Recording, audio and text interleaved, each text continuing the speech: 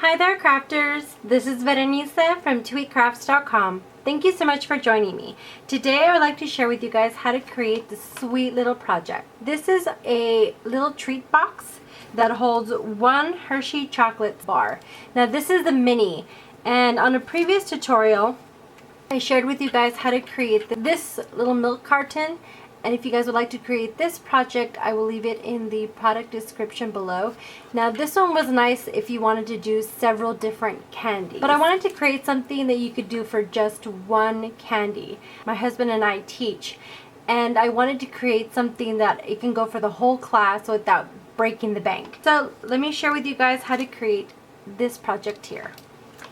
So the paper that I'm using is from our holiday catalog. If you guys want to order any of this, you guys can do that online. All the items that I'll be using for this product, I'll leave a link to, so if you like to order it directly, you can do that. So the paper that I'm using is the Halloween Night Designer Series paper, which is this one right here. Now it's really neat because it has a huge variety. And that's one thing that I really liked. I feel like I could use every single sheet of paper. I went to a couple craft stores and I realized I could only use like a quarter of them. The nice thing is this one you can pretty much use a whole roll because it's so nice. So this one has black with orange and white polka dots. All of the papers are double-sided. You have this gray design on the back, some bats that has stripes, some grid paper, pumpkins, some polka dots, some stripes, this little haunted house that has the brick design that I used on the one that I showed earlier. And then these are really neat because they're black but they shine. This one is silver, and then you have the spider web. Now the stamp set that I'm using is also from our holiday catalog, and I'm going to be using this Halloween stamp set. Super cute. It has all this stuff that, like this little guy, I thought he'd be perfect for November. And then I don't know why, I love this crow and this little basket, the bat, and then the little bow, but my favorite was actually the treat box. If you guys do not want to use the Halloween stamp set, you guys can also use the Christmas one that we have available, which I will leave a link to. And the nice thing about both of these, there's a punch that corresponds with both of them. So the neat thing about that is you can do the design and then punch it out. You don't have to cut it out by hand. So that's the stamp set that I'm using and the paper. So let me go ahead and get started. So to begin with, we'll start with an 8.5 by 2.5 piece of paper. The nice thing about this size is that a regular sheet of paper is 8.5 by 11. So if you use a regular 8.5 by 11, you can actually don't have to cut it at the 8.5. You can just turn it and cut 2.5, and you'll get 4 out of the one sheet. The one that I'm using is 12 by 12. So I'm going to go ahead and bring my scoreboard on screen. Okay, and starting from the long side, we are going to score it at 1/2 inch, 1 inch, 4 inches, 4.5, 7.5, and 8. And then we're going to flip it to the short side and score it at 1/2 inch and 2 inches. Now because the paper is so small, I have to admit, it gets some getting used to dealing with such a small piece of paper. But the nice thing is you can make several of them with the one sheet of paper. Okay, from here, what we're going to do is score all of our lines.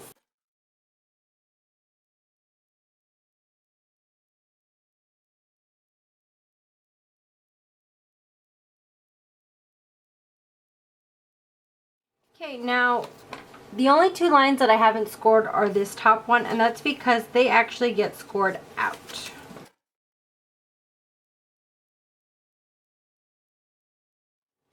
The reason why they get scored out is because it's this piece right here and you want it to go out and not in. Now I know this is going to be a bit difficult to see because it's black and it's printed, so I'm going to bring a white sheet of paper on screen so it's easy for you to see. Now this is scored exactly the same as this. So what we're going to do here is you're going to cut these straight just cutting them a little bit. You're not cutting anything off. And then here you have this square and you have this score line here. What you're going to do is cut this off on both sides. Alright, I'm going to go ahead and do that now.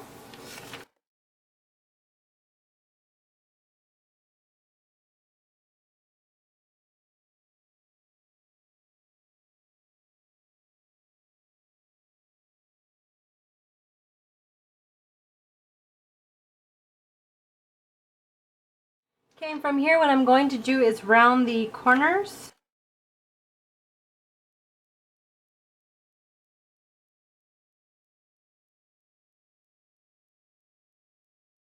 Okay, and to round the corners I used our corner rounder.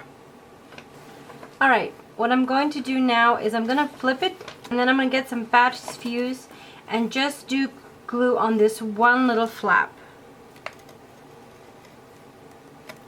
on either side. You actually don't need to add any more glue other than that. From here you just push these in, this one in, and then just bring it over, and then very carefully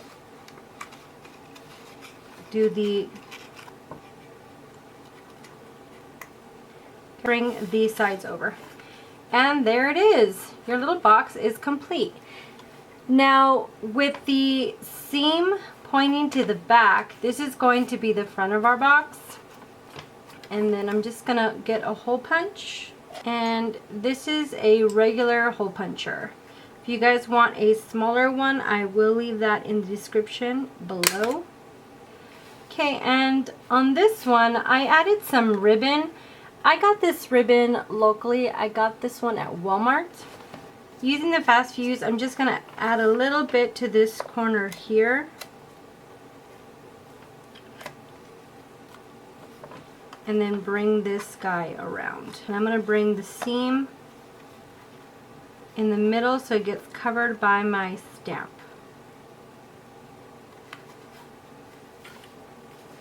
Okay, putting this aside for now, I'm going to go ahead and do my stamping. Okay, so like I mentioned earlier, I'm going to be using the Cookie Cutter Halloween. Okay, I'm going to be using basic black, but before I ink up my stamp, I'm going to add some Versamark onto my stamp. I like to do this because I noticed that the ink comes off a lot better, and it also protects my stamp.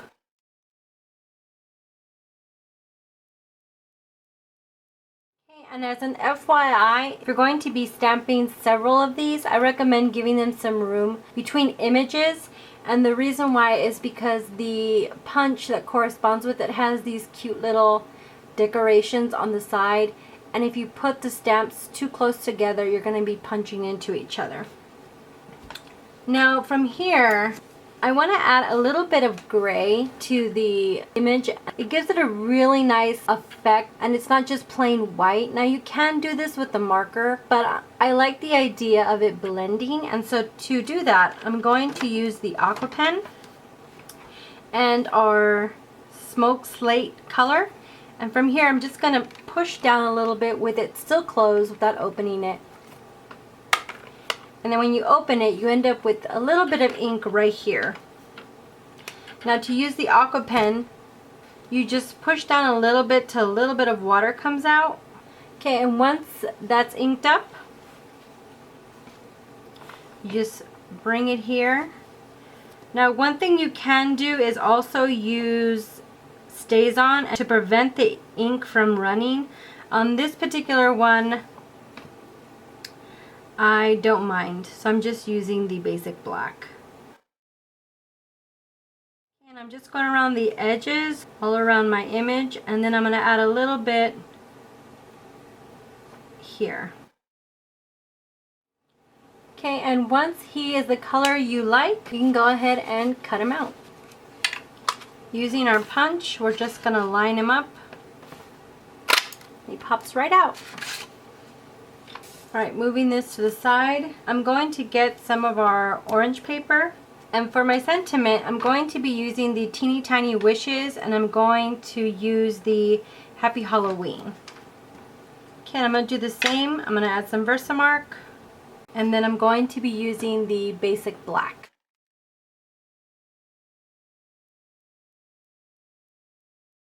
To punch it out, I'm going to be using our label punch.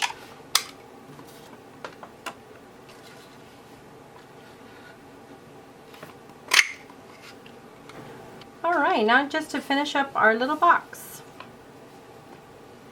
With a fast fuse, I'm going to add glue to the center of my sentiment. I'm not going to add it to the whole thing because it does pop out a little bit past the box. And then I'm going to add glue to my mummy. Okay, just placing him on top. The nice thing is this way he actually anchors down the ribbon.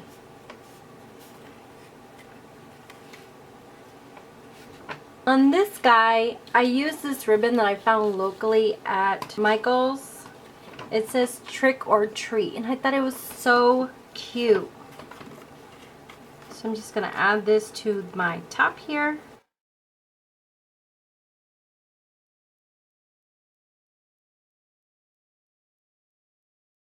Now for my baker's twine, I'm going to be using the baker's twine that comes out in our catalog. It's this one right here. It's the Halloween Night baker's twine. The nice thing is you actually get both of these. And for this one, I'm going to be using the gray. Before we close this up, we can't forget our candy.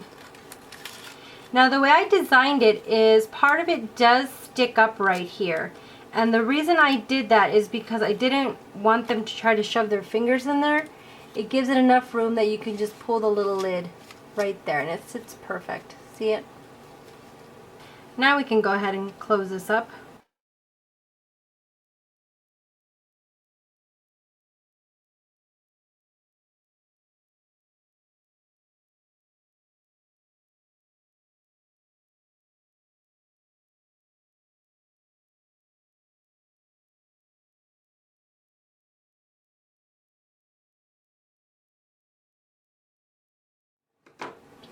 And there he is, all finished. Aren't they just adorable? They are perfect for Halloween. So I hope you guys enjoyed this project. Tell me what you guys think. If you guys have any questions or comments, please pop them in the comment section below.